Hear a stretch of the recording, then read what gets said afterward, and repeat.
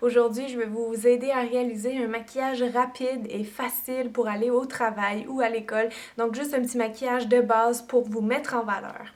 On va commencer le maquillage ensemble en débutant par le teint.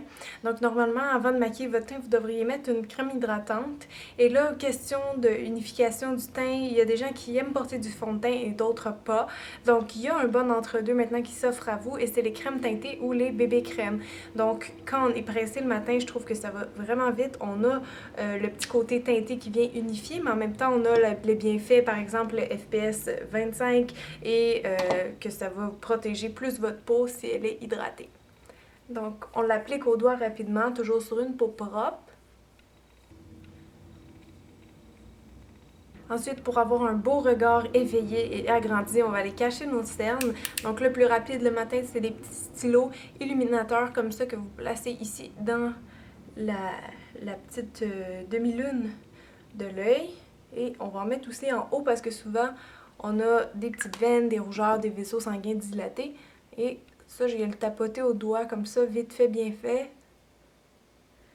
Et ça, c'est plus pratique, ça va plus vite aussi si vous le faites avec votre doigt. Et ça va être plus naturel parce que vos doigts réchauffent le produit.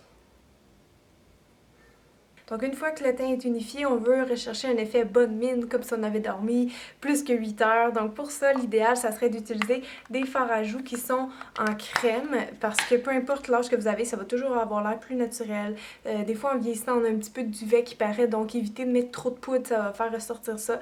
Donc les crèmes, c'est ce qui fait le plus naturel, et encore une fois, avec les doigts, ça s'applique vite. Je vais juste le tapoter sur ma joue, et avec un autre doigt propre, je vais le dégrader vers le haut pour avoir un effet un petit peu rajeunissant. Donc on sourit, on prend le sommet le plus haut de sa joue et on dégrade.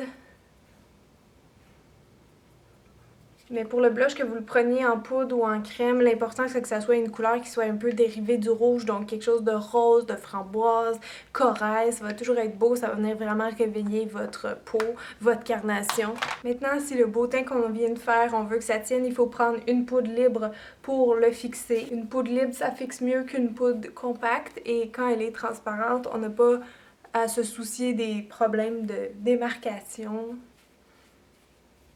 Donc maintenant, le teint est déjà fini. Vous voyez, ça a pris vraiment pas de temps. On va aller travailler maintenant les yeux et les lèvres. Je vais commencer tout de suite par mes sourcils. Si jamais vous avez les sourcils clairsemés, ça serait bon de les redessiner un peu parce que ça aide vraiment à embellir un visage. Donc un crayon à sourcils, c'est ce qui est le plus rapide pour le matin. Faites juste des petits traits et ensuite, vous allez toujours venir estomper avec la brosse pour enlever l'excédent de produit sur le poil. Donc pour les yeux, si on n'a pas le temps, on va pas se compliquer la vie à faire des gros mélanges d'ombre à paupières. Le plus rapide, selon moi, ça reste les produits en crème que vous appliquez aussi avec vos doigts. Donc si vous prenez des petites teintes comme ça qui sont beige, rose, champagne, ça va toujours être beau. N'importe quelle teinte que vous aimez ou qui est tendance, vous pouvez appliquer ça vite en un mouvement sur vos yeux. La seule chose, prenez-les super résistantes si vous voulez que ça tienne toute la journée parce que les produits yeux crème, comme les autres produits crème, ça tient vraiment moins longtemps. Sinon, si vous n'aimez pas les produits crème comme ça, vous pouvez toujours prendre, même chose, une couleur dans ces teintes-là et puis l'appliquer vite vite, juste la balayer sur votre paupière mobile. Ça va juste donner un petit peu de brillance, un peu de chaleur. Mais sinon, on n'aura pas le temps d'aller se compliquer et faire des dégradés de couleurs. Donc, je vais prendre ici cette teinte-là que je vais juste appliquer grossièrement sur ma paupière mobile et ensuite, je reviens fondre avec mon doigt.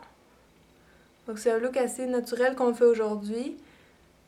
Vous y allez selon vos goûts, on pourrait toujours foncir ce maquillage-là, mais moi je veux faire quelque chose de très vite, pratique et qui illumine.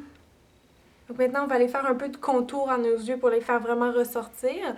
Donc on peut en mettre soit en bas, un peu dans la muqueuse de l'œil pour définir. J'ai pris un crayon brun parce que pour le jour ça fait plus naturel, mais si vous préférez le noir, j'ai absolument rien contre ça. On peut aller en mettre aussi un petit peu en haut sur la ligne des cils.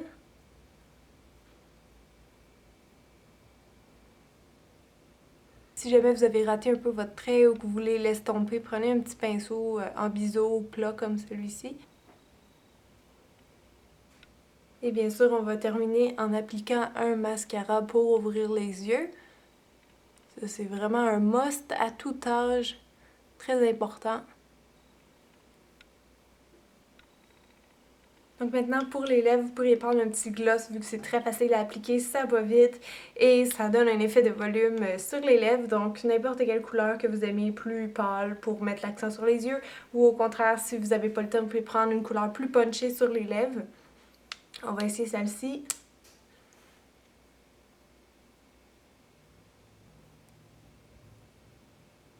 Donc avec un beau rose flash comme ça, vous vous trompez pas, surtout si vous avez plus que 30-40 ans, ça vient mettre beaucoup de vie dans le visage.